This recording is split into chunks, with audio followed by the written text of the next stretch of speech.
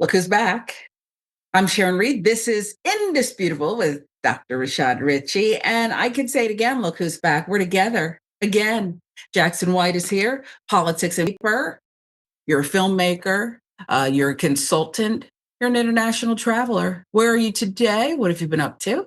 Well, today I'm just in Chicago, which is an Just. amazing city. It Yeah, is. no, I'm doing well. I just got off with John on the Damage Report. I always like doing shows with him. And Yeah, I now I'm love doing a him. show with you. I think we do more shows together than anyone else that I'm paired up with because Dr. Richie's always off on a side quest, Well, so these are huge quests. I yeah, mean, he's yeah. solving international problems, What's his America's side quest? poverty, Right, all kinds of things. right. He's a scientist, all kinds of things. So let me caution you, if you just got off the damage report with John, don't expect it here. Okay. He's on it. He's on it. Here, Yeah. we're going to just see what happens. All We'll right. just see what Well, happens. let's wing it and do our best. That's what we'll do. We love you, John.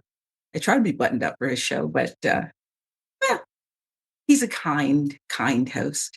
All right, let's begin with this because this is anything but kind. Okay. ICE agents accused of pepper spraying parents and their child. I mean, that's what it says.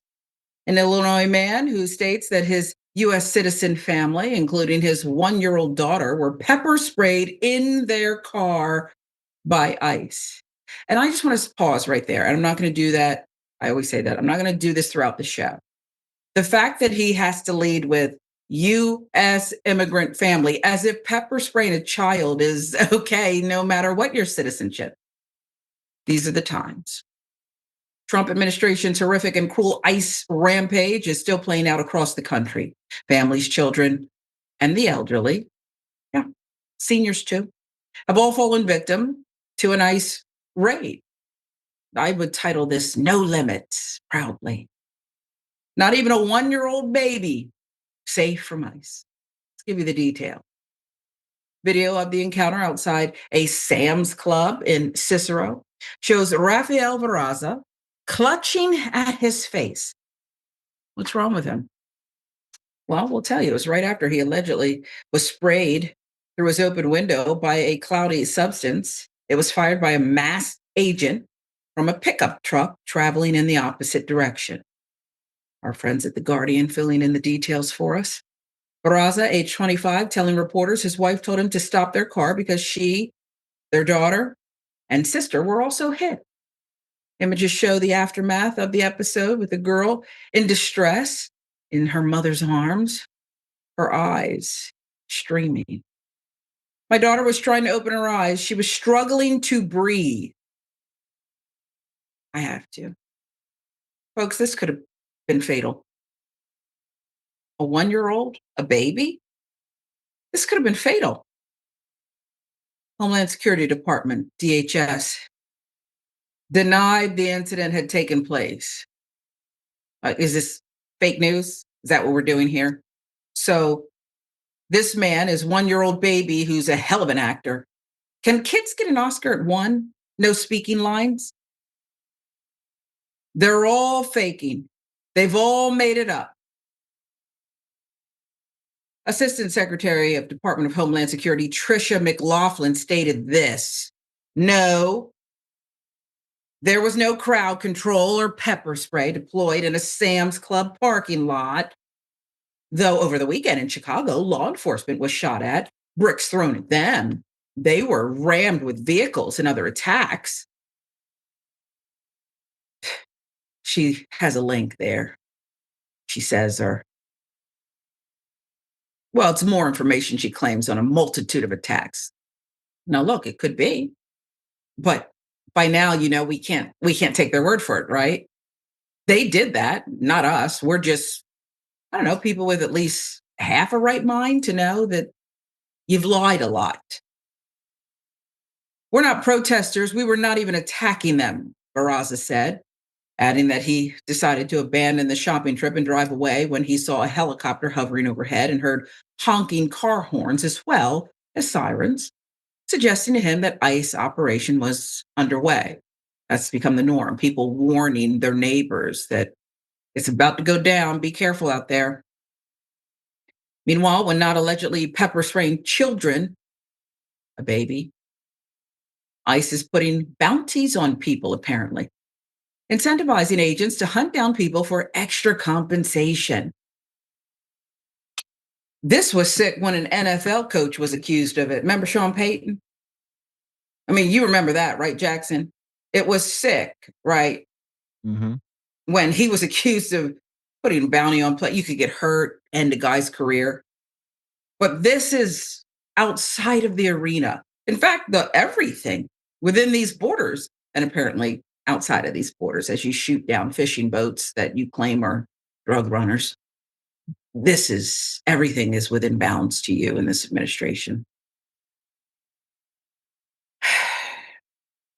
February of this year, it was revealed that a group of military contractors was circulating a blueprint for mass deportations to be carried out by private contractors. Let's get that money. Led by Eric Prince, Trump ally and founder of the notorious mercenary firm Blackwater, group proposed that Immigration and Customs Enforcement, ICE, create a skip tracing team that would send out private contractors to hunt down immigrants targeted for deportation, like bounty hunters, right? But the team will tell me, don't bounty hunters have to, I don't know, they have to have a license or something, right? ICE is now carrying out those plans. Under the program, private contractors will deploy all technology systems available to locate ICE targets, the document saying. Contractors would be given a list of 10,000 names at a time, be allowed to ultimately locate up to 1 million individuals per the records. Now would be a good time to do that impeachment thing and see it through this time. Might be a good time to do that. Bounty hunting program would include performance-based incentives, cash bonuses for vendors who successfully hunt down immigrants for ICE. Cash payout idea appears to be pulled directly from the Prince memo, which suggested that ICE build out a bounty program which provides a cash reward for each illegal alien held by a state or local law enforcement officer. Couldn't you just do your job? You're already being paid handsomely for that, right? As the credentials for getting that job have gone down, down, down. Bounty hunting program would include performance-based incentives. What the hell? Cash bonuses for vendors who successfully hunt down immigrants for ICE. This cash payout idea appears to be pulled directly from the Prince memo, which suggested that ICE build out a bounty program which provides a cash reward for each illegal alien held by a state or local law enforcement officer. It's so pathetic. I had to read it twice, Jackson. This is just what are we doing and how much longer are we going to let it go on? How much longer are, I'm not going to say good people, bad people, normal people, because what's normal? Just people. How much longer as people are we going to let this foolishness that we could stop almost immediately? I mean, somebody, constitutional law is not my thing, but how long does an impeachment really take? If you're determined to see it through, because laws have been broken and we are being terrorized inside these United States of America. Your turn. Well, I think, and this is some of what I was talking about on the damage report. I think that this level of violence and just kind of discontent and lack of consideration for human lives by ICE and Border Patrol is kind of some of all the Trump administration has left. You know, they're not delivering economically. They're not delivering on the anti-war promises. And you know, his bottom base, like, you know, what, 20, 23, 25% that he could bottom out at. They like this, you know, they like the idea of getting all the immigrants out. They like the idea of those people suffering. And so this is kind of all of the posturing that the Trump administration has left. I mean, he's on the news now talking about, no, actually inflation is down. You're not going to the grocery store and like, you know, telling people that in fact you're not paying more money. He's not even trying to address that in a way that could be spun because you can't spin it. You can't spin the reality that people are paying more just to live as the economy crashes. So they've pushed to hire very unqualified people. That's who's going to continue to fill up these ranks. And I don't expect them to stop because again, this is all they've got. Yeah. And the people they're hiring, too often we're seeing decision making that is beyond poor. It's not just that they're not qualified, haven't had the proper training. There's disqualifying qualities that are being presented. Power hungry, racist. These kind of people should not theoretically be in law enforcement. But you're right. Just like he's doing with inflation and the pain points of this economy, you just say it didn't happen. Just like Mr. Veraza. He and his family went to Sam's Club. They apparently got some bottled water. And then they called the news media. While they were on the way, they started, I don't know, maybe they sprayed something into their own eyes, or maybe they were just squinting and pretending that their baby couldn't breathe. And like I said, the child was Jodie Foster the youngest to ever get an Oscar? I think so. Yeah. Well, I now we have a believe. 1-year-old apparently who sign her up because it didn't happen. The torment can end quickly, folks, if we just stay together. Just stay together. We don't have to agree on everything, just a few issues like the law, torture, hunting people. Slave catchers, they got money too, I'm sure, right? They Oh got yeah, money when they returned a slave, right? Original bounty definitely. hunters. Yeah. All right. I think we got it. I think we're all clear. Let's move on to this one. A judge got after this Pennsylvania cop, scolded this cop who locked up a black teen and hid the evidence. How do you sleep at night? Teen, Makai Johnson, and his mother, Amber Garrity, have filed a federal lawsuit against Williamsport, Pennsylvania, and its police department. They're alleging false arrest, imprisonment, after the teen was misidentified in a surveillance video and jailed for nearly a month on gun charges. Nice mother and son. But I already see where this is going. The complaint filed by Makai Johnson and his mother, Amber Garrity, on July 31st, obtained by Atlanta Black Star, claims Williamsport Police Bureau agent Benjamin Heitzman ignored evidence proving Johnson's innocence and failed to inform prosecutors. Willful omissions that a county judge later said cast a dark cloud over local police and all law enforcement. After shots were fired near a park on the south side of town, July 22nd, 2024, police investigators obtained surveillance footage from 4 locations, which showed 2 masked people wearing jeans and hooded sweatshirts, one dark, one cream colored, leaving a playground, walking toward a church.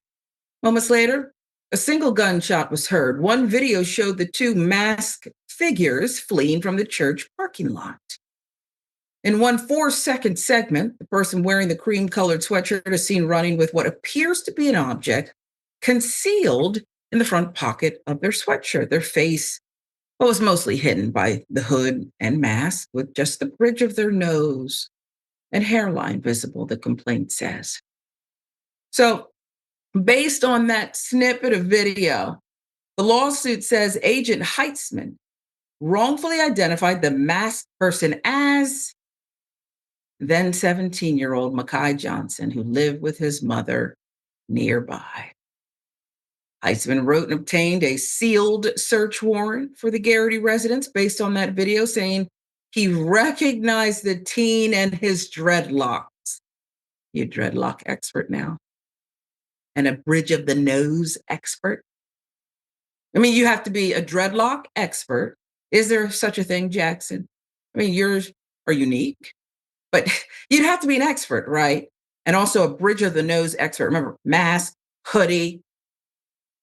Well, and they often talk. This kind of a inclination that black people all look the same, or So Wow. now he's trying to say he recognizes the dread specifically, but typically, that's just like an easy indicator, like, oh, he has dreads, just lock him up. He's probably up to no good. Yeah, Definitely, no surprise that this kid was locked up. I mean, there was a guy locked up for like a month who criticized Charlie Kirk online. I mean, that's unrelated to this, but still just completely arbitrary because still somebody in America. law enforcement felt like doing it.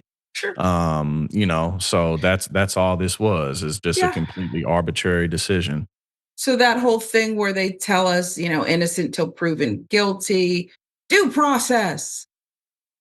You better think again. Mhm. Here's what happened next. Next day, Heitzman and other officers broke through the front door, allegedly causing structural damage. They took Johnson into custody. Police found a 38 caliber firearm with an obliterated serial number inside a pillowcase during the search, but did not find any of the clothing observed in the surveillance footage. Shell casing of the same caliber have been found in a street behind the church, the complaint says. Now, I'm just talking about the complaint here, folks. Every word of this could be true. But again, you have to consider who's writing it. We have to weigh all of the evidence. That's not anti police. That's called common sense in this day and age. It's called investigative common sense. Johnson was taken to police headquarters, placed in juvenile detention, July 25th, 2024. He was charged with aggravated assault, possession of a firearm by a minor, and possession of a firearm with an obliterated serial number. Let's get to emails and texts, shall we? Sent July 24th and July 25th, 2024, just after Johnson's arrest, juvenile probation officers who had viewed the surveillance videos, including Caitlin Lunger, Marquise Delgado, and Hill, informed Heitzman that the person he had identified as Makai Johnson was, in fact, JB, another juvenile well known to them. Probation officers told Heitzman on July 25th that they had visited JB's home, and wouldn't you know it? Do you know they found JB wearing the distinctive white acid wash jeans seen in the video? And that they had also found the cream colored hoodie in his home? What a coincidence. They must sell a lot of them. Lunger later testified that she had texted Heitzman photos of the recovered clothing and told him he should focus his investigation on JB. Heitzman responded only with an exclamation mark, she said. And over the next few weeks, Heitzman took no further action to investigate JB while sitting on the knowledge that Johnson was wrongly incarcerated, the lawsuit says. I have just no tolerance for any of this. I want them to get the books for everybody involved. Book. Frankly, I'm going to give you more of the details, but even the people who texted him and said, "Hey, man, this is about JB, not Mackay," even they didn't go far enough that we know of yet. Text him and he's not doing anything. Come on. August 21st, 2024, Wade and Johnson's attorney, Matthew Deemer, who had now reviewed the discovery evidence that cleared his client, went to Judge Gardner for a brief conference, during which Gardner ordered Johnson to be immediately released from juvenile detention and returned to his mother's home with a GPS monitor. Following day, Gardner presided over a hearing during which Heitzman, Hill, and Lunger testified. They're back together. Gang's all back together again. And I do mean gang. Heitzman said he had identified Johnson based on what he believed were visible locks in the 4-second video clip. He admitted he had later disregarded the information provided by probation and police officers, indicating that he had arrested the wrong person. He also stated that he had never informed the district attorney or defense counsel of this information or completed any supplemental report documenting the evidence that identified JB as the likely suspect. Sounds criminal to me. That actually sounds like criminal conduct. Hill and Lunger testified they found Heitzman's failure to act on the evidence clearing Johnson they had presented to him as, quote, odd. Shut up. Following day, the district attorney's office withdrew all remaining charges against Johnson, who spent 29 days in detention, including, you're an adult now. Happy 18th birthday. Well, we'll put it this way. It's one he'll never forget, right? What did you do for your 18th birthday? Well, I had the experience of a lifetime. In jail, juvie.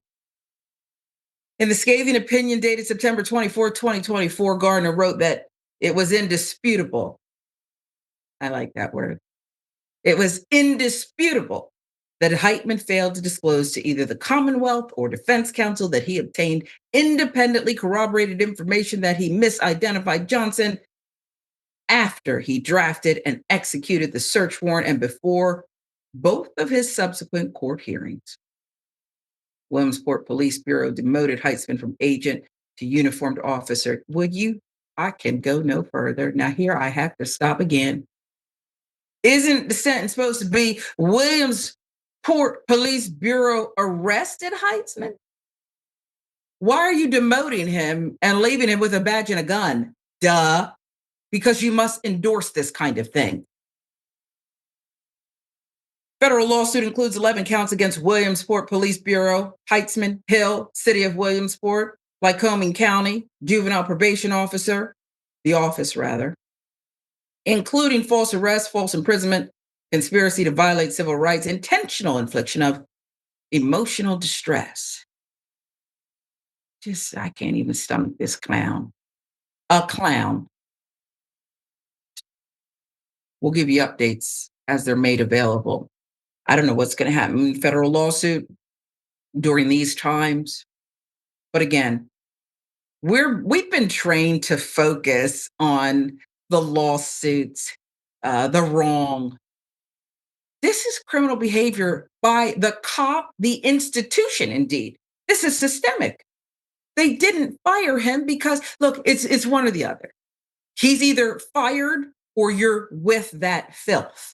It's one or the other. Am I wrong, Jackson? I just can't understand why this is so difficult. If you had fabricated evidence, if you had lied to officers, impeded, obstructed, whatever, do you honestly think you'd be sitting there in your St. Louis beautiful jacket you're wearing today? I think you'd be in the clinkety clink. No? In a orange long sleeve That's shirt, right. or some gray sweatpants. But yeah, I mean, at the end of the day, you're right. The reason that they didn't arrest this police officer is because, well, he's got the right idea, like he's going after the right people at least. Just don't do this again. But also, I mean, just think about how many people, maybe they don't have any type of real support system, maybe mental health issues, homelessness, who get arrested and then just don't leave because they don't have anybody fighting for them. They don't have anybody coming out to say that this is illegal, this is wrong. So, this definitely happens quite a bit. And unfortunately, more than a lot of us are aware of because there's so many people out on the streets in this country.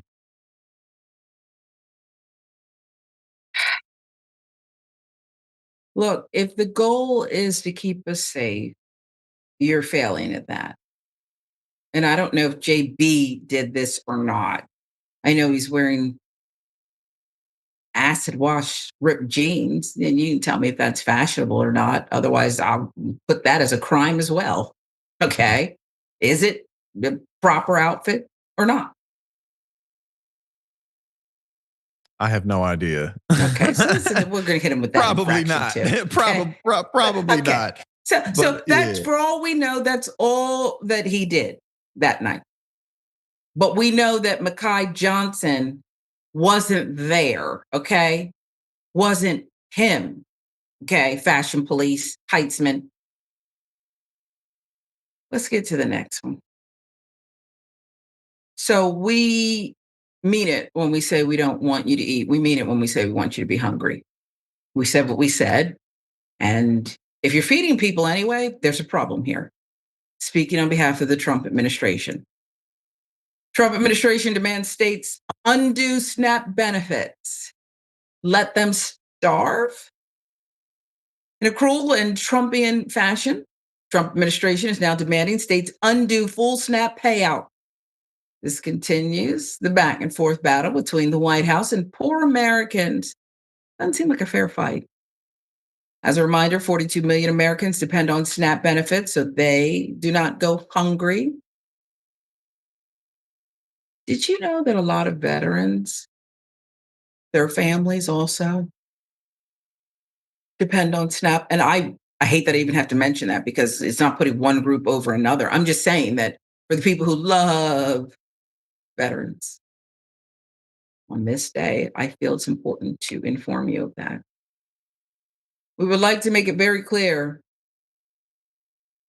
to everyone who uses SNAP benefits that this is going down. According to 2023 data from the USDA, 58% of SNAP recipients are children and people over the age of 60. Kids and seniors, kids and seniors. After immense pressure and a lawsuit, SNAP was paid out, but Trump administration didn't like that one bit. Nonprofits and Democratic attorneys general sued to force the Trump administration to maintain the program in November. That's despite the ongoing government shutdown. They won favorable rulings last week, leading to the swift release of benefits to millions in several states. Trump administration indicated to states that it would facilitate the full payments in accordance with the rulings, while it was also appealing them. Friday night, Justice Ketanji Brown Jackson temporarily paused rulings ordering the full SNAP disbursement while an appeals court considers the administration's request to halt the payments. That led the Department of Agriculture on Saturday to write state SNAP directors to warn them. It now considers full payments under the prior orders, quote, unauthorized. You wasted an email on that?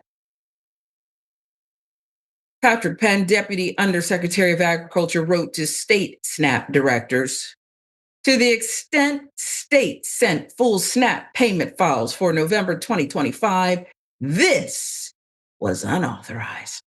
Accordingly, states must immediately undo any steps taken to issue full SNAP benefits for November 2025. I know, rip the grilled cheese sandwiches out of the mouths of babes. Do you want the sandwiches back? How about the peanut butter? You want that back too? Milk? Now, some leaders are warning releasing those payouts will cause catastrophic issues. The lack of money could leave vendors unpaid, trigger escalating legal claims, the states warn. States could face demands to return hundreds of millions of dollars in the aggregate. The state's filing at the First Circuit Court of Appeals says that situation would risk catastrophic operational disruptions for the states with a consequent cascade of harms for their residents, the filing includes.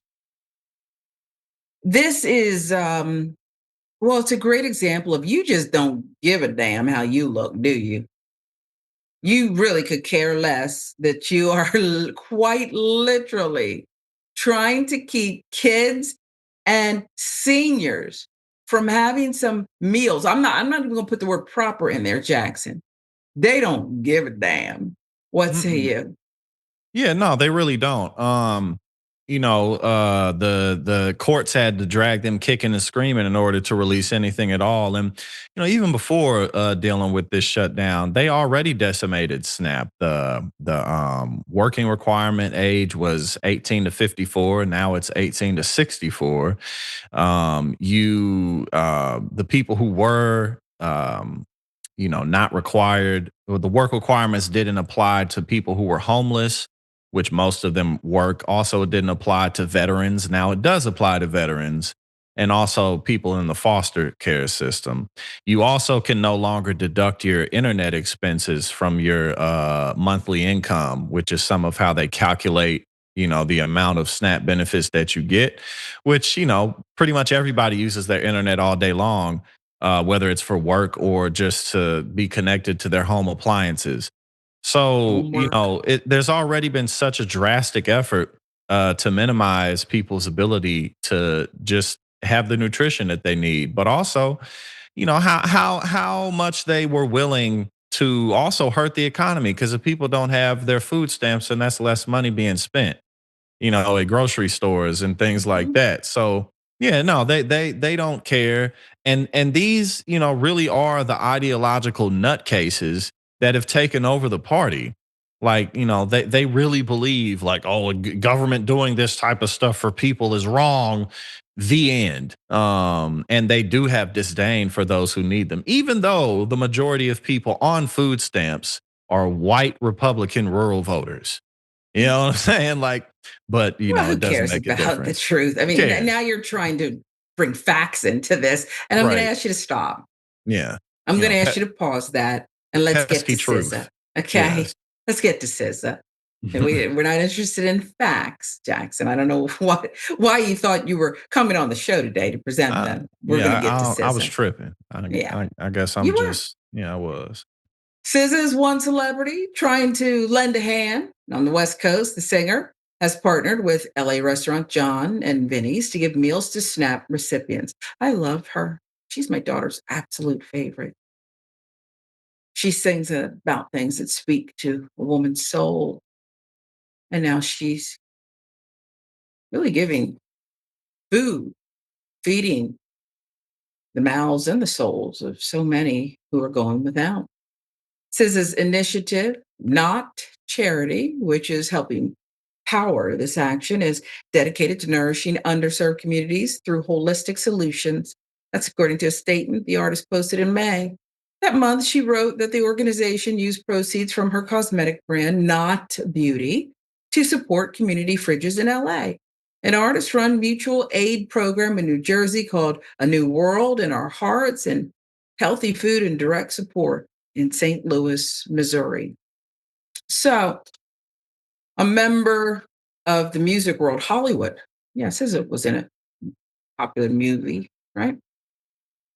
Hollywood, who they usually tell to shut up and don't get involved, is having to stand in where the politicians have proven to be void of decency here, right? And I think you're right too about something. In the past, there were arguments about trickle down economy. We don't want to flood, the people with all of this money like the Biden administration did. It's not going to spur growth in the economy.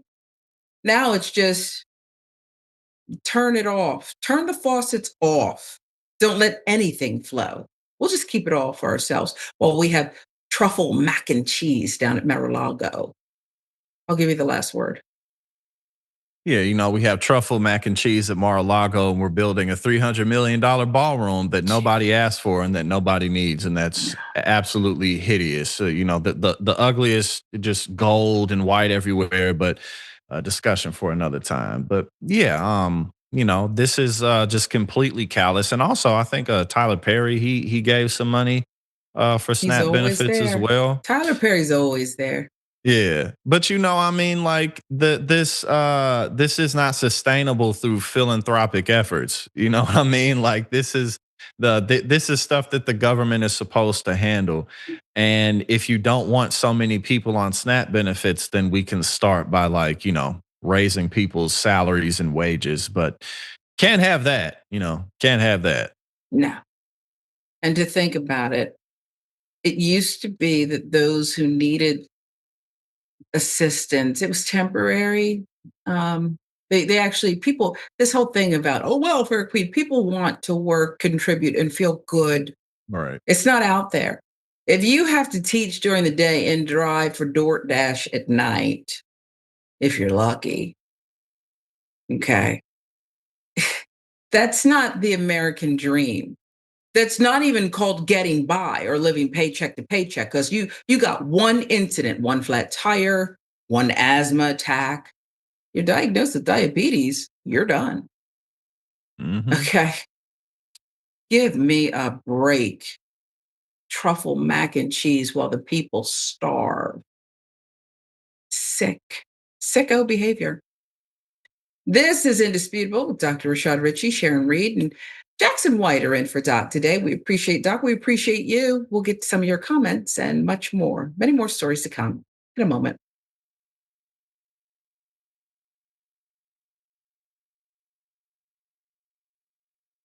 What contributions to the progressive cause are you most proud of? I mean, I don't have super high aspirations for a singular role that I can play in the movement or anything. I try to present myself as what I think that I am, which is a progressive man who is driven by a, I think, well-interrogated and well-organized system of values that I try to stay consistent on, and I demonstrate that that's the sort of life that a person can lead and be successful and be happy and all of that. And that should not need to be done, but there are so many people on the right that are trying to push men in the opposite direction that I want to be able to do that. Along the way, if I can get people to care about some topics that they wouldn't necessarily care about, or that for some men they might think that's not a topic that they should be focused on, that's definitely something that I relish doing. And along the way, I mean, we've been able to introduce people to a lot of candidates. That's been a big part of what we've done. Not all of them necessarily got in office. Probably most of them did not. And a lot of them you might not even remember their names. But it was great to be able to provide people the platform where they had the chance of, making a difference. Obviously AOC and all that, but there's been a lot of great people along the way.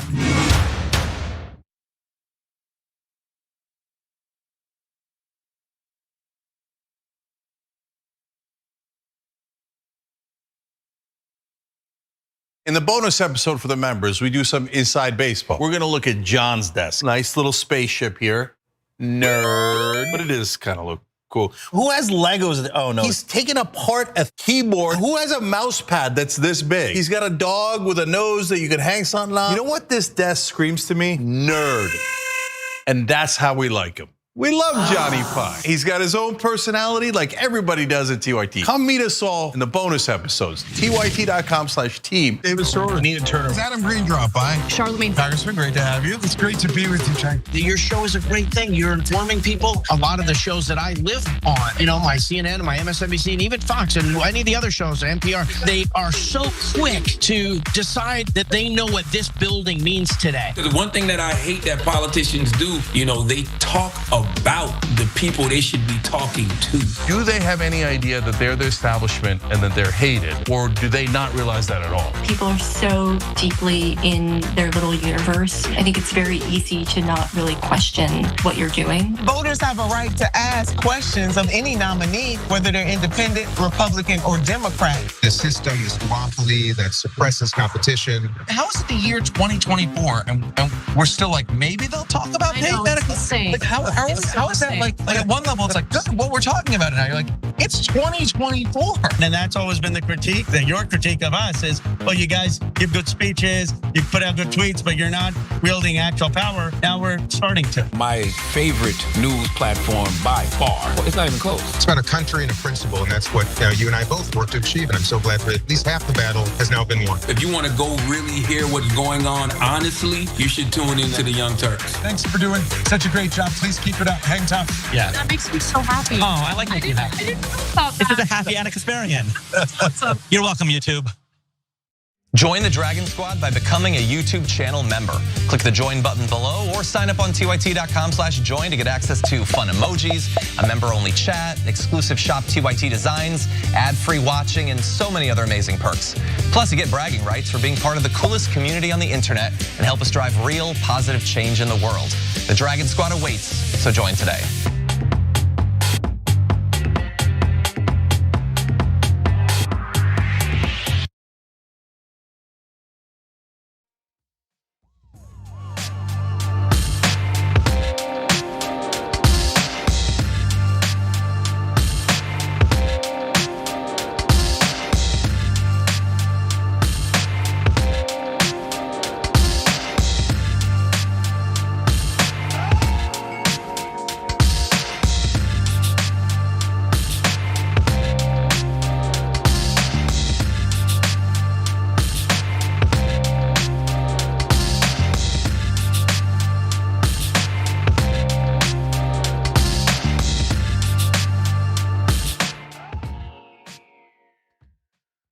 Welcome back to Indisputable with Dr. Rashad Ritchie. Doc has the day off, but one of your faves, Jackson White, is here. And the network's been kind of just pushing an overload of Jackson today, which people love. How are you doing? Do you need a protein bar? I know you were on the damage report with John. That's a fast-paced show, isn't it? It's Yeah, so it is. it moves. I love the way that John does stuff. I'm pretty good though. I'm having a good time. You know, we rolling through. We don't have too much longer, and then I got more work to do after this. So it Just is what keep it on is. going. You know, Your it is what brother's it is. work is never done. I'm Never a grown done. man now, so you know. Yeah. Jackson, we do need to give a birthday shout out before we get to any comments. I want to All say right, who we happy got? birthday to new TYT member and indisputable subscriber, John. Appreciate you, John. Happy birthday, John. Birthday. Appreciate Only you as coming old to as you kick it with feel. us. Yeah. Yes, sir. Happy birthday. Then maybe he's legal today and he's drinking or something. So then you know you're actually as old as you are. Okay. Yeah, I have to Happy send you a birthday. shot somewhere for sure. Yeah, I hope you're getting a shot, and we'll pause for a moment, and Jackson will sing the Stevie Wonder version of "Happy Birthday." No, I don't know about all that. We're not going to pay for that. I don't know about all worry. that, but yeah, happy birthday, John. We're not going to pay. Yeah, The no. network said we have too much important work to do to spend money on the Happy Birthday song and paying for that because we're singing it. Exactly. We're not doing it. Exactly. Okay. But John, I hope that you have a shot for me too. All right, let's get to some of your comments. Stay in YouTube for a moment. Devil Bear Huckturian, thank you for your contribution. I should be arrested and accountable. Duh. Yes. Absolutely. Well, that's not a radical thing to say, by the way. Has a crime been committed? If so, might we want to investigate that and make an arrest or two? It's simple stuff. There's no radicalization here. Neon Gremlin Dragon. Let's get to this one as well. Fresh comment. TYT member, Neon Gremlin Dragon says, putting bounties on citizens of the US, that is some Civil War South behavior. And when we flush them this time, we need to cut them off like a diseased limb because last time we forgave them, and that was clearly a mistake. Indeed, you thought more about the perps, the treasonous, than you did about some of their victims back then, remember? Well, we want to put the nation back together. We have to reparations. Let's pay them for the property they lost. The property, the slaves. Let's make them feel all warm and fuzzy. Let's give them a cuddle. Let's give them a cuddle. Meanwhile, they're rewriting history with those nasty Southern daughters of the Confederacy. That's part of the reason we're still in this predicament. You just wanted to move on too quickly. Look, even if you've gotten on the divorce track, let's say you said some nasty things, somebody stepped down on their partner, but maybe the love is still there. It's deep, hidden deep there. You go to therapy. Do you think the therapist is going to say, just take your partner back and move on? Or do you have to do your work first? I mean, the partners I've had would say, yeah, just move on. We don't need to get into all that. We do need to get into all of it. Because this is repeat behavior, and I'm not fooling with you anymore, okay? One time, poor lady, she was a great therapist too, asked me, did you just give him the keys to your heart? I said, why would I do that? I'm not giving him the keys to nothing so he can rob me again. It's what I told her. She said, oh my. Too many mistakes. He's talking about something. See how she is? This is how she is. It's how you built her, okay? I didn't even know what we were talking about, Jackson. What were we even talking about? But it was very triggering, whatever it was. We got into real life. That's what we got into. Woo, snap out of it. Yeah, we got into real life. Do you see how triggered I got?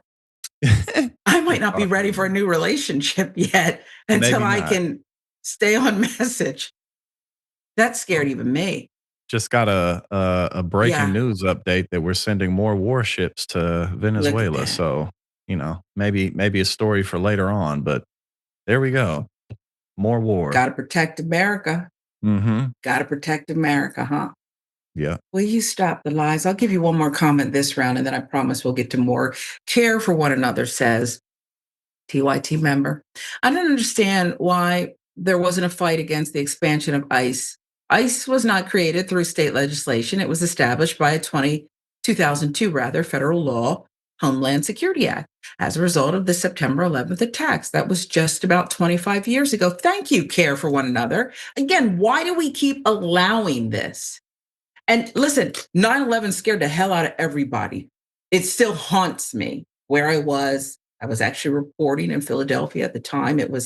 We never saw anything like that in our lives and never want to again.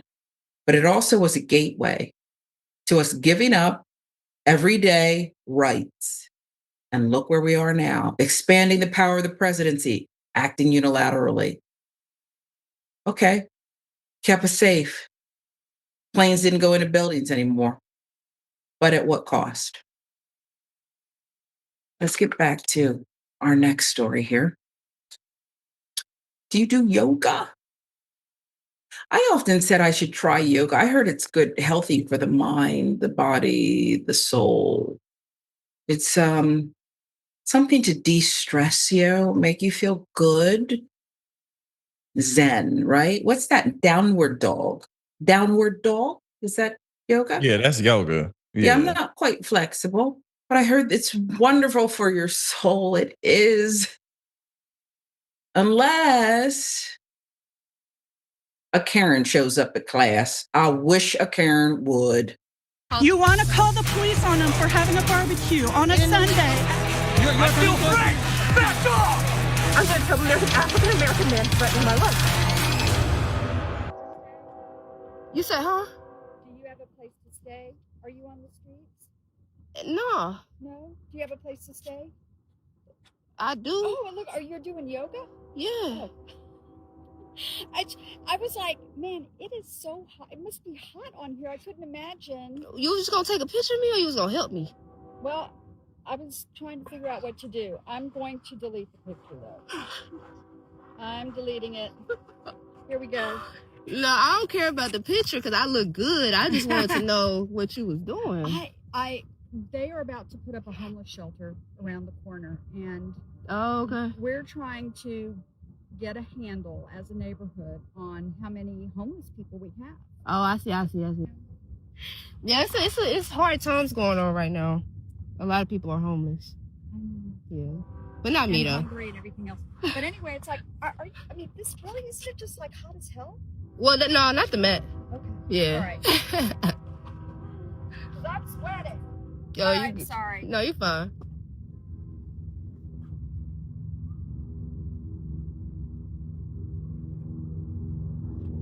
This bitch. Gonna take a picture of me. You're hot because you were caught in the act of Karenicity, wearing sweaty mom jeans. That's why you're hot. You were minding a Black woman's business, and because she was Black and taking in nature and doing what she does as a yoga instructor, you decided to label her as homeless, and not in a bumbling, vapid soccer mom way, but in a, there's another Black homeless one infiltrating the neighborhood. We don't want this housing thing here. She wasn't even trying to help. Listen, you can call it mistaken identity, okay? Because she's that ignorant, okay? Not ignorant, mistaken identity. But then she wasn't even trying to help the homeless Black yoga instructor, Jackson. She was documenting her to call an appropriate authority to get her the hell out of there. That's what I think she was doing. And a bold statement too, to walk up to somebody like, "Yo, are you homeless?" Like that. I mean, and she don't even look. She didn't even look it. Like it wasn't like she had on like a bunch of raggedy clothes that ain't been washed in a year. She just looked like a wonderful dentist. Yeah, she just looked like a woman out there on the tennis courts, doing some working out. Like homeless people, at least in my lifetime, don't really hang out in places like that. You know what I'm saying? But like she said, she's like, oh, she put on her Feed the African Kids hat. And now she went around and now she's spreading her benevolence everywhere. You feel me? But Like, the thing is, she did not have a sandwich, a fan, a yeah, she didn't have beverage, nothing. nothing. She She just wanted didn't. to kick her out. She wanted to kick her out. That's what she wanted to do. Like, are you homeless? Can you please, you're not supposed to be Do here. you have a place to stay? Are you on the streets? The There are woman is kids heard around. asking. Nah. The yoga instructor responds, no. Do you have a place to stay? The woman asks again. I do, the instructor states.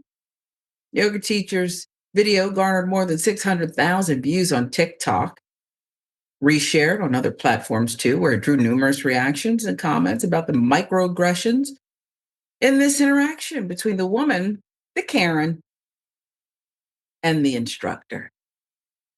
Can you put up the photo as this Karen was walking away just one more time? I'm obsessed with the mom jeans. And you wonder why you're so hot. Don't you have a job? Don't you have a hobby? Don't you have, I don't know, a meal to prepare, some gardening? You have nothing to do except, well, cruise the streets, looking unhot, seeking homeless people to document. That's stunning. That's stunning. The audacity. You have no shame. It's your world. We're living in it. You have declared all of these surroundings your natural habitat. You're a sick animal. You are. Okay. Revealed. Program Go back taking where kids you out of school. belong, which is away from here, away from civilization. Basically Yeah. that. Yeah, that's all that is. Do you understand, Jackson? Well, this is now what we're living with. This is a Yeah. permanent thing for now. Yeah. I mean, the other day, the last time we was on, we played the little girl who was dressed up as a Karen. Oh, no, I think that was with Dr. Richie the last time I was on. It's You're a discussing phenomenon. It's a Karen real so thing. much. Yeah. It's in the dictionary. Karen is a thing. It is real. Yeah. So why anyone would name a child Karen in these times, I don't know. Yeah, that name probably gonna lose. In fact, if that's your name, change it. That name gonna lose popularity for at least a couple decades. It for has sure. to. Mhm. So let's get to this next one. She's still prowling somewhere out there looking for another homeless person to document. In the meantime, a program taking kids out of school for Bible study is revealed. Public school students across the country are being taken out of public schools to attend Bible study classes. LifeWise Academy, a more than $35 million organization, runs the program. It's using questionable methods, we've learned, to recruit more students to their program. Watch. The Bible, the most transformative book in all of human history, where all of these values come from, is banned from the one place we educate 90% of our population. Reintegrating the Bible in public education is a very important mission. And, the thing about LifeWise is when people hear about it, they kind of freak out. They're like, how in the world did I not know about this? Because, we all know the Bible has been separated from public education. Separated. That's supposed to be church and state, right? Separation of those two powers. How is this possible? How is this possible? And why do you have this obnoxious red bus that you are apparently touring certain areas in? This is supposed to attract people to the program. Are the children forced to ride on this bus? They mean business. It's the ugly business. LifeWise Academy cites the 1952 Supreme Court case Zorak versus Clausen, in which the United States Supreme Court held that it was constitutionally permissible for pupils to be taken out of public school for, quote, release time.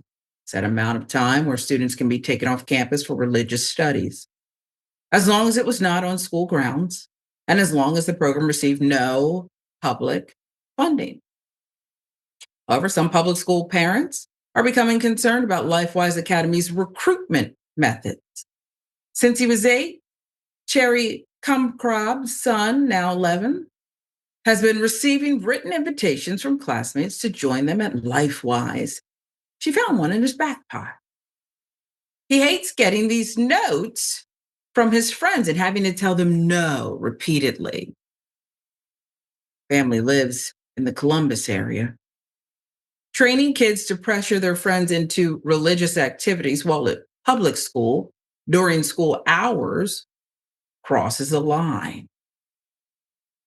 According to the 74 News, one parent of a LifeWise Academy student stated this: "It's not my kids that I worry about," she said. "This is their opportunity to be a light. Their mission field is the public school."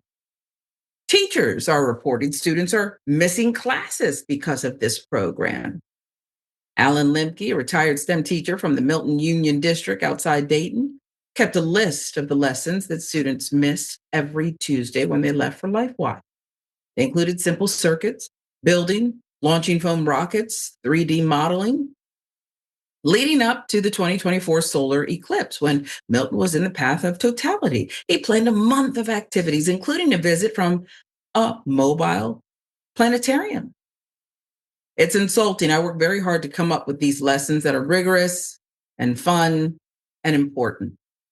Some public school teachers are now being forced to practically switch around activities in their schedules in order to accommodate for a large number of students being pulled out of their classes.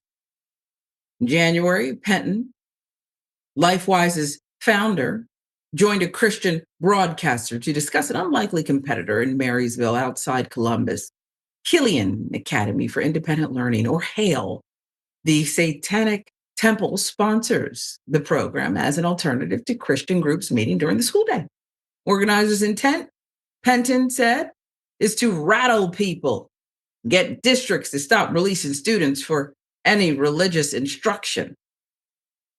Other non-Christian organizations, such as the Satanic Temple, are now forming secular options as a response to LifeWise Academy.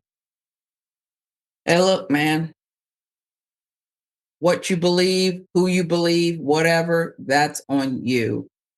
The part that troubles me in this story is the pressure.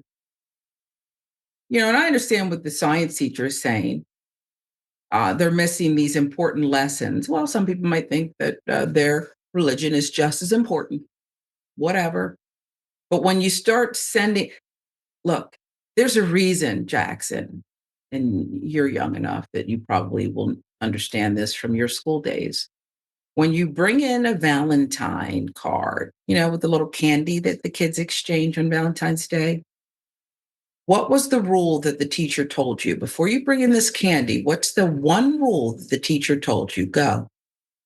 What? Don't eat it in class, or Oh my God. bring enough for everybody? Bring one for everyone. Yes, bring one You for can't everyone. exclude people. If you got so when bubble you're- gum, yeah. That's right. So when you're passing out this invitation to LifeWise and come be with Christ with me, it's a pressure point for these kids. And that is the objection for so many of these parents. And then, by the way, if you want me to come get to know Christ with you, perhaps another child will say, "Can you come get to know Satan with me?"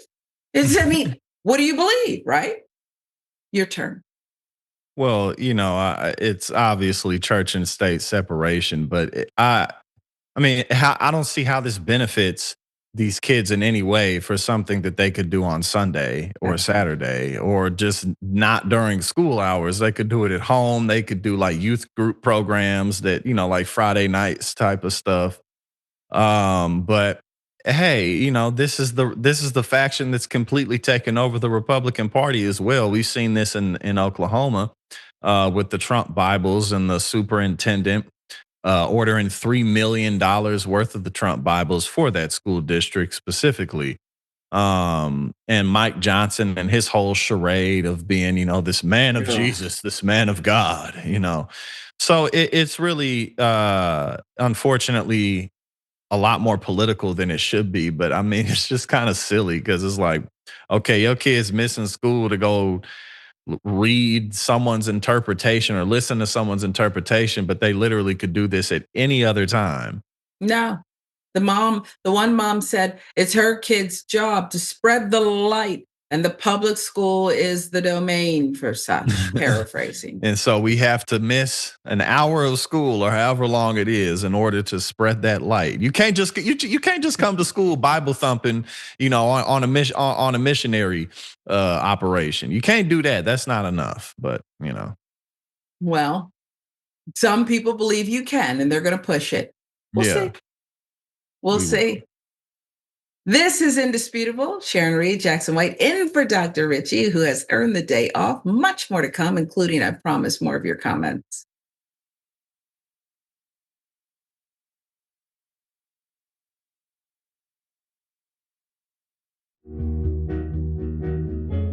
Our audience has given us everything, so we couldn't be more connected. When we first started, people would start giving us directions and say, okay, the mics are too large, move them.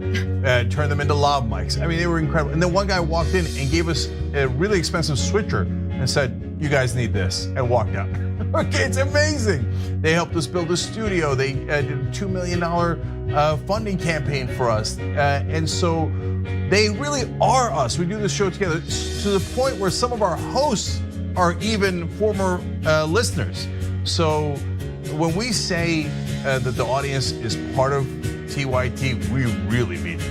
I think what the audience also appreciates is especially if they're members, they really get an inside look into who we are, our personal lives, what drives and motivates us.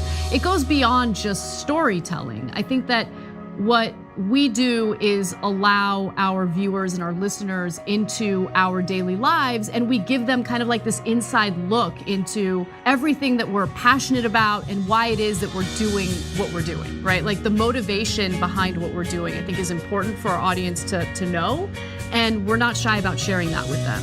And it's different from what people typically see in legacy media outlets where everything is kind of dry and robotic and there's really no personality or authenticity that comes along with it. Oftentimes when we're doing the show, I don't really think of it as me telling them stories. I think of it as us having a mutual respect and conversation with one another. And as I said earlier, I mean, not only do I feel that through the work I do, I'm informing our audience, but they inform me oftentimes as well. They'll pitch stories to us. They'll tell us, a certain perspective or angle to a story that we might have missed. And I love it.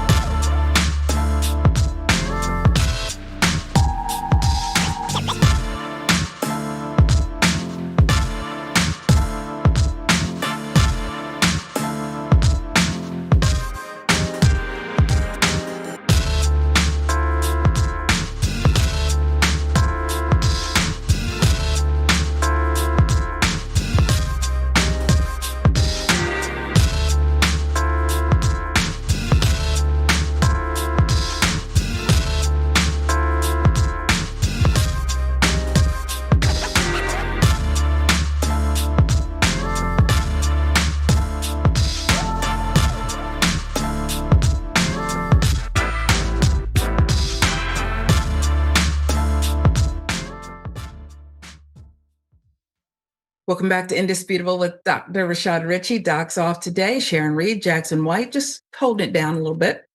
As promised, more of your comments. Wang June, I hope I'm saying it correctly. If I'm not, you correct me. I get stuff wrong. I don't mind admitting it. But this is a wonderful comment. The one thing I find more unbearable than a Karen is a Karen with a white savior complex. She wanted The Blind Side once.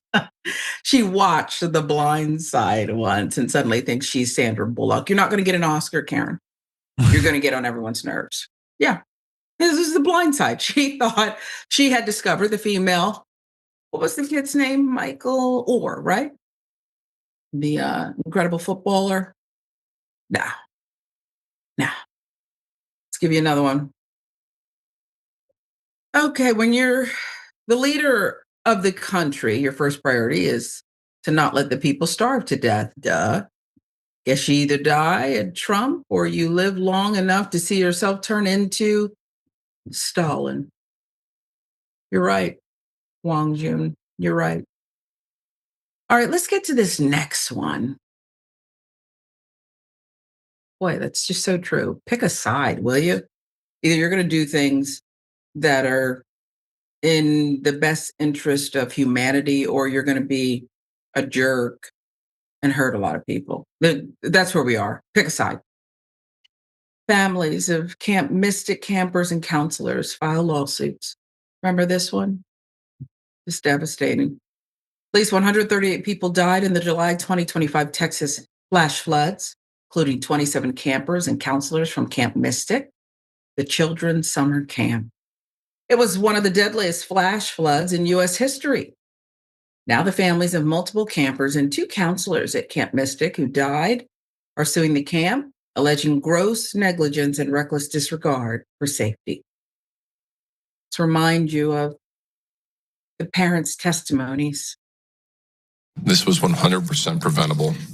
Today in Austin, my baby girl is still missing. Parents who lost daughters when floods destroyed Camp Mystic pouring out their hearts and demanding action. 27 girls were killed. The mother of Seal Stewart, the only camper whose body's not been found, saying they were betrayed by camp officials who were unprepared. Protocols that should have been in place were ignored. As a result, my daughter was stolen from us.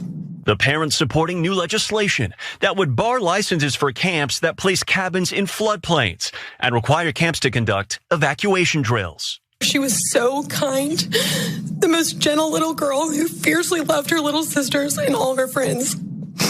Blake and Caitlin Bonner speaking about their beloved 9-year-old daughter, Lila. Why were our children sleeping in a known high-risk flood zone? Lawmakers listening, some in tears, passing the bill out of committee as heartbroken parents press on. What I do know is that my daughter should still be here. We can't let complacency claim the life of another child. Every single one of those beautiful children should be here. This is a no-brainer. And there are others. Plenty of blame to go around here. Lack of preparedness. 4th of July flood wiped out the Christian all-girls sleepaway camp located along the Guadalupe River, which rapidly rose overnight while campers were fast asleep. 25 campers, 2 counselors, and the camp's director died after floodwaters inundated the camp, trapping many in their cabins. One of 3 lawsuits filed Monday includes the families of 5 campers: Anna Margaret Bellows, age 8, Lila Bonner, 9, Molly DeWitt, 9, Lainey Landry, 9, Blakely McCroy, 8, and the 2 counselors who died. Chloe Childress, 18, Catherine Ferruzzo, 19, as plaintiffs. Today, campers Margaret, Lila, Molly, Lainey, and Blakely should be 3rd graders. Counselors Chloe and Catherine should be freshmen at the University of Texas. They are all gone, the petition stated. And while their families struggle with their loss, the camp's actions since the tragedy have only deepened the pain. Among the actions, the lawsuit cites the recent announcement that Camp Mystic will partially reopen one of its sister sites next summer, continues to evaluate plans to rebuild the Guadalupe River location, and through it all, the camp refuses to accept any responsibility for its actions and failures to act defiantly, blaming this tragedy on an act of God that no responsible steps could have avoided. The lawsuit claims that the camp officials focused on profits over safety, made catastrophic decisions concerning the cabin locations and had unsafe policies regarding floods, including an alleged never evacuate order. Families are seeking more than $1 million in damages, according to the petition. The second lawsuit against Camp Mystic, filed by the parents of 8-year-old camper Eloise Lulu Peck. That lawsuit alleged that the campers and counselors were killed after, predictably, the river rapidly rose and floodwaters swept through what Camp Mystic knew was a vulnerable and low-lying area of the camp. The lawsuit alleged these terrifying last moments and then deaths were proximately caused by the negligence and gross negligence of the defendants, claiming they knew the camp facilities were located in a flood zone, knew of the history of flash flooding in Kerr County, knew of repeated prior flood events at the camp, and received warnings from family members about flood risk. Lawsuit number 3. It was filed against Camp Mystic and related entities on Monday by the father of Ellen Getton, 9-year-old camper who died July 4th.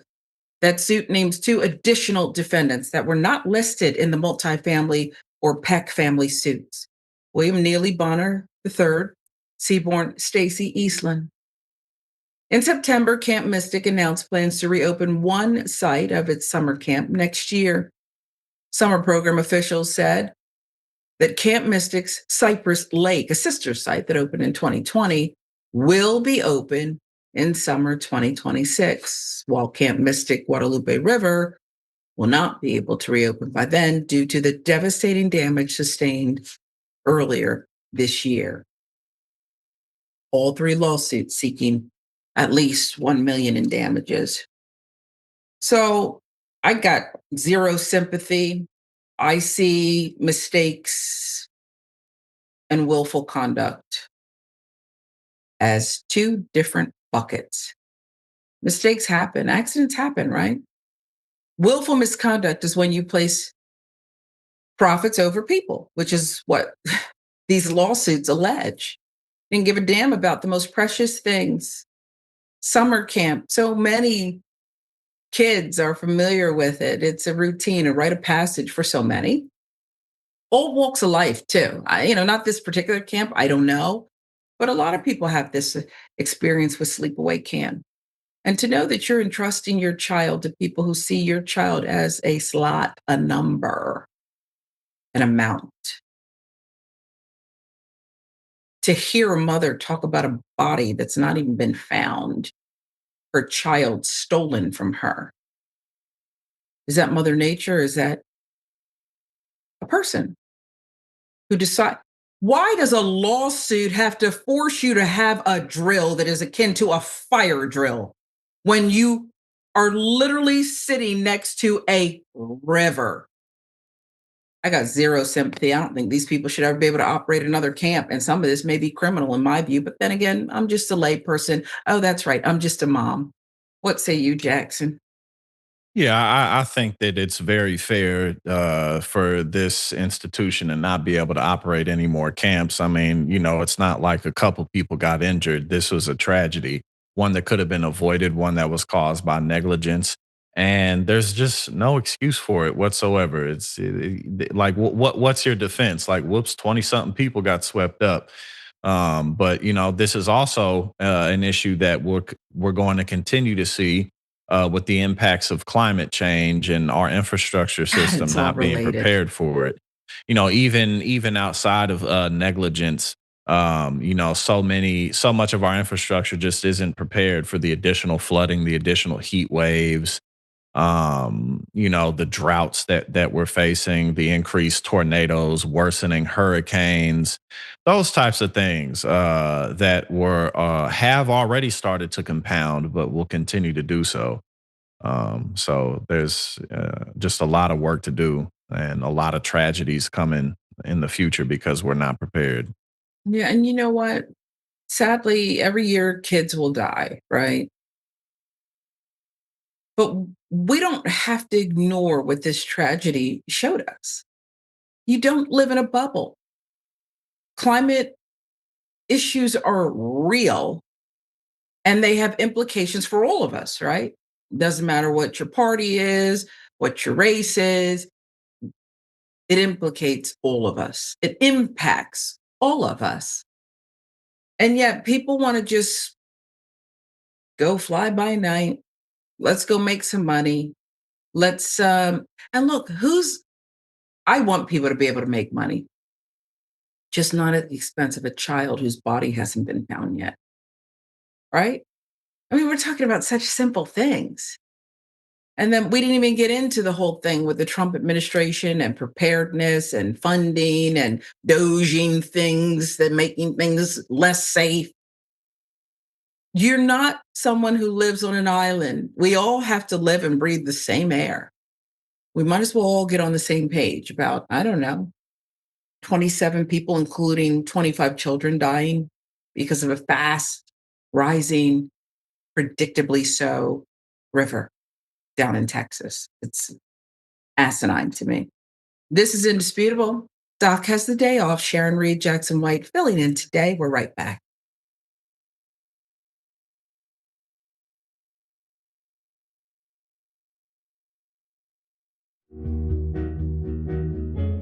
Our audience has given us everything, so we couldn't be more connected. When we first started, people would start giving us directions and say, okay, the mics are too large, move them. Turn them into lav mics. I mean, they were incredible. And then one guy walked in and gave us a really expensive switcher and said, you guys need this, and walked out. Okay, it's amazing. They helped us build a studio. They did a $2 million funding campaign for us. And so they really are us. We do this show together to the point where some of our hosts are even former listeners. So when we say that the audience is part of TYT, we really mean it. I think what the audience also appreciates is especially if they're members, they really get an inside look into who we are, our personal lives, what drives and motivates us. It goes beyond just storytelling. I think that what we do is allow our viewers and our listeners into our daily lives, and we give them kind of like this inside look into everything that we're passionate about and why it is that we're doing what we're doing, right? Like the motivation behind what we're doing, I think is important for our audience to know, and we're not shy about sharing that with them. And it's different from what people typically see in legacy media outlets where everything is kind of dry and robotic and there's really no personality or authenticity that comes along with it. Oftentimes when we're doing the show, I don't really think of it as me telling them stories. I think of it as us having a mutual respect and conversation with one another. And as I said earlier, I mean, not only do I feel that through the work I do, I'm informing our audience, but they inform me oftentimes as well. You know, they'll pitch stories to us. They'll tell us, you know, a certain perspective or angle to a story that we might have missed. And I love it.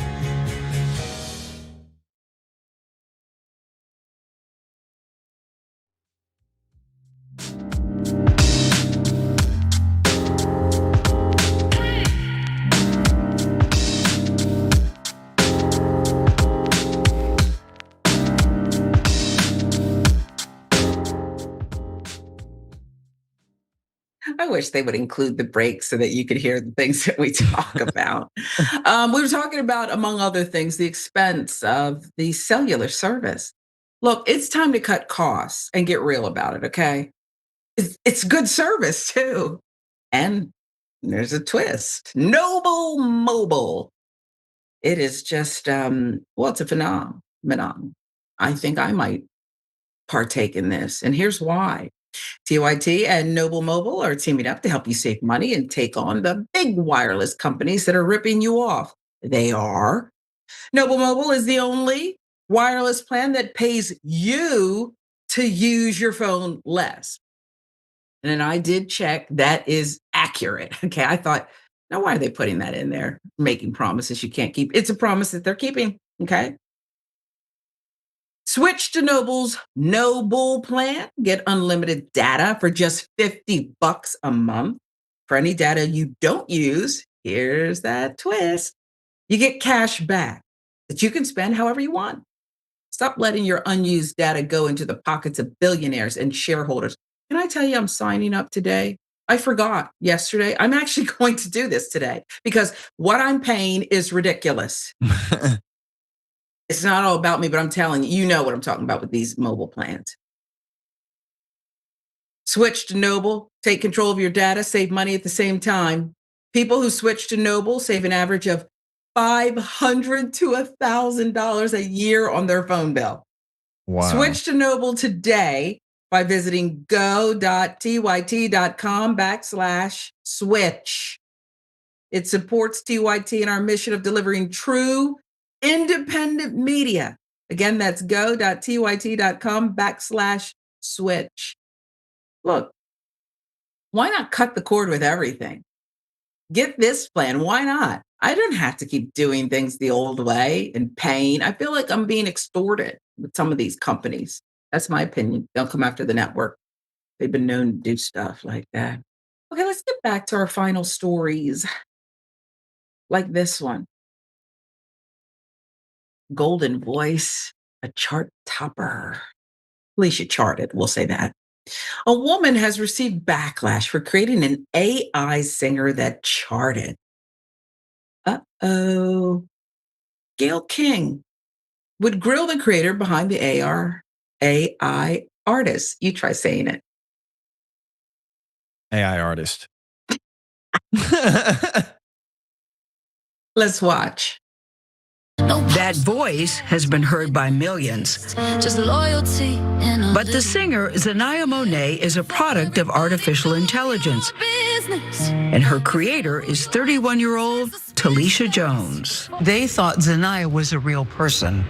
Zanaya is an extension of me, so I look at her as a real person. But you can't sing.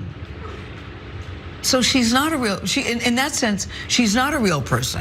What do you say to people that say she may be an extension of you, but other singers who are actually have worked hard, who have practiced their craft, who are really struggling to get heard, who are really doing the actual singing, that you seem to have circumvented, taken a shortcut through all of that?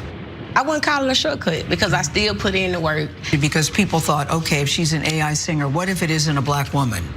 What if it's, for instance, a white man could take this and do this? Yeah, I heard that a lot. Yeah, would that be okay? Would that be okay? I mean, if they created it. But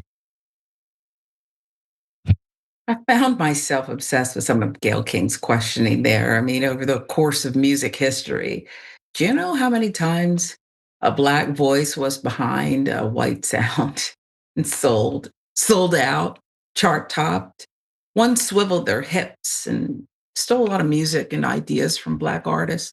Anywho, woman behind AI R&B singer Zanaya Monet is Talisha Nikki Jones, 31-year-old native of Mississippi. She's not a singer, but her poems are the basis behind Monet, who, with the song How Was I Supposed to Know, became the first AI artist to chart on the Billboard Hot 100 and other charts. Although Jones's success as Zanaya Monet has been lauded by fans who've rewarded her with millions of listens, artists such as Kalani blasted Monet's $3 million record deal with Hallwood Media, saying she didn't respect it. I think you guys think that AI can just be the cover for something, which some people can use. They can make an AI cover for The Folded Singer, told fans in a since deleted TikTok video. AI can make the entire effing song. It can sing the entire song. It can make the entire beat. This is so beyond out of our control. Nothing and no one on earth will ever be able to justify AI to me. SZA. Again, I love her. SZA can do no wrong in our house. She continues to make Billboard history with her SOS album, echoed Kalani's sentiments. I don't F with this either. Why devalue our music? Something tells me they wouldn't do this with another genre, she wrote in her Instagram stories, further explaining why she did not appreciate AI or the fact that Jones secured a $3 million record contract. And this is really rubbing people the wrong way. Although the vocals are computer generated, the lyrics are 100% Jones's work, dating back to poems she had been writing since she was 24. Whether it was stuff I went through, a close family member, or a close friend, I wrote about it. According to Jones, her smash hit, How Was I Supposed to Know, was inspired by her father, who died when she was 8 years old. In her eyes, AI isn't a crutch or even a shortcut. she used to become famous, but as a companion, may not evoke the same emotion as a live guitar string or even a live vocalist, but it can bring her words to life in a greater way. I just feel like AI, it's the new era that we're in. And I look at it as a tool, as an instrument, and I utilize it, she said. Hey, look, Jackson, I'm gonna turn it over to you real quick, but this has me thinking. I hate to go against SZA, and I don't know that I am completely, but look, they have auto tune and things. Can auto tune make someone who can't sing a decent singer? Can they not get a contract, a multi-million-dollar record deal? Come on. Well, I mean, I think at the end of the day, this is an issue for artists' ability to make money, but also, I mean, I'm still pretty hesitant, and I think it's kind of silly to think that AI is just going to replace everything that human beings do artistically. You know, like and the bubble's going to burst sooner than later. You know, we don't need Sora, a whole platform, another social media platform where everything's AI. Like, you know, a lot of the AI technology that takes up a lot of fresh water and costs a ton of money is being used to make slop. So here and there, yeah, there might be people who make some AI star, but I mean, is that really going to stop people from building their own careers in music? I don't think so. I mean, you can't go see an artist on stage. I mean, an AI artist, you can't see them perform. There's so many things that you can't do on a human level with them. And there's a lot of music that we listen to now. I mean, I have like 10,000 songs just in my Spotify. I don't, you know, like I don't know who the hell I don't know who a lot of these people are, but it's songs that I like. So, you know, it may make things a little more difficult for creators, but ultimately I think there's always a way to pivot around obstacles. And you know, AI just won't ever be able to be a human being out here in the real world. Yeah. I I do think that whoever, whatever created us, we're unique and cannot be replaced. Look, we're the ones training AI, whether we know it or not, with a lot of applications and such. And by the way, they were her poems. Again, I don't know where I fully stand on this. I love SZA and artists like her who are just so talented. They have that unique talent.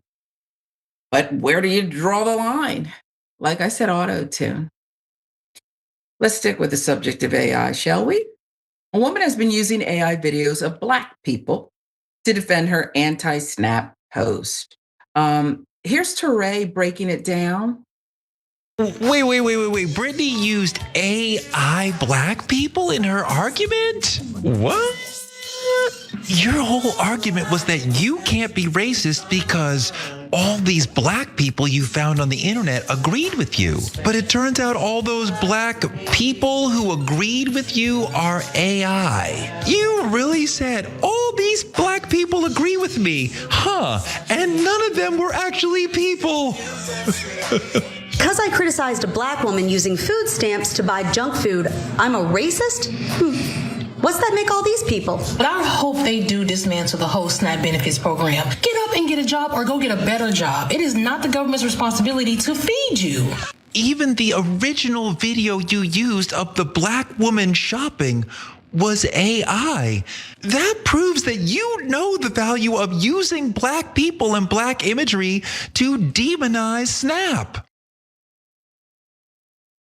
Racist Karen is what they should have called you. That's what they should have called you. Touré, they're exposing the TikToker for using fake AI videos of Black people to defend her anti-SNAP post. And boy, did she lean in.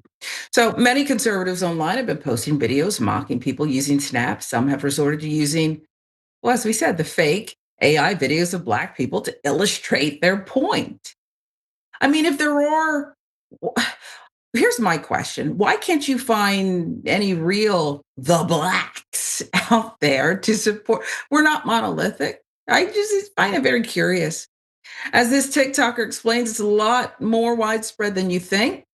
Watch. This is AI. Here's how we know and why it matters. It's made by impossible_ASMR1, who, after 8 failed slot posts and a 3-month break, decided that Sora could finally make their dream content.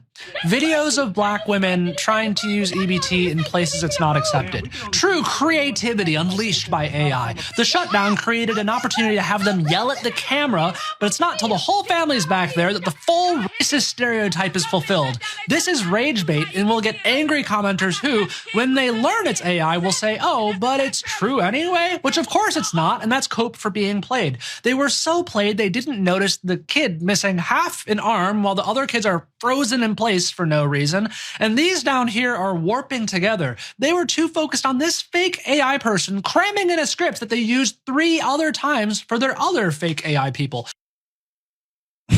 Well, who cares about any of that as long as it speaks to the inner racist in us, right? It reinforces that bigotry. Let's go for it. According to News One, these videos have fooled Fox News into thinking they're real. SNAP beneficiaries have expressed outrage on social media over the government shutdown that could affect their grocery benefits starting next month. And some are even threatening to ransack stores if food stamp payments don't go through starting November 1. Fox's original article read, citing multiple AI-generated TikTok videos, including one which a mother says, it is the taxpayer's responsibility to take care of my kids. It is the taxpayer's job to pay for my kids to eat and for my kids to be taken care of. Good grief. Fox News did include an editor's note at the end of the amended article saying this article previously reported on some videos that appear to have been generated by AI without noting that. This has been corrected. This is how you're moving after nearly paying out that settlement that was $750 million. You can't do any better than that. Come on, man. I'll let you take it from here, but this is the danger of it. You're indoctrinating people. You're reinforcing a public who's already prone to systemic racism and other things. And, it's just dangerous because when people see things online that have a lot of traction, then it must be true. Let alone the fact that, again, the truth is that the majority of people collecting SNAP benefits are not black. But that doesn't matter because the racism is the point. It's just an easy excuse to take things out like that on people. But that's all that's really going on. It's just laziness, and but again, that's a problem, especially for younger generations who, again, they believe what they see online, particularly if it has a lot of views and a lot of traction. Yeah, you're right. Again, because a few moments ago you talked about how AI can't really replace us. Well, it can. If we're leaning into this latest tool or crutch, some would argue, to reinforce a point of view that we already have, just to share it bigger and bolder. It's really just AI is a reflection of us, right? And maybe that's where I fell on the other story we did. Watch that one too, about the woman who created the first AI artist to chart. Those were her poems. So I guess that's how I felt about that one. This one, just starting with your racist premise and letting AI go to work. I'll give you the last word. Um, well, hopefully we could, put some protocols in place to where kids grow up with, warning labels on stuff, which I think has started to happen. Like millennials and Gen Z who are having kids now, or realizing that kids need to play outside and not be on a screen all day. But we're going to have to put a lot of effort in as a society to make sure that people still have access to the truth and that we're able to distinguish what that is. Wow. What a privilege when you put it like that, access to the truth. Wow. Tell people where they can find your great work, Jackson. Oh, yeah. Y'all can find me at Politics and Paper on YouTube, and of course on TYT throughout the week, hosting on this show and that one. Okay, well, we love you. We appreciate you pulling double duty today. And we appreciate you for watching, weighing in. I wish I would have gotten to more of your comments, but the ones I got to were good. Thanks for sharing with us. Doc will be back soon. We hope you'll join us again.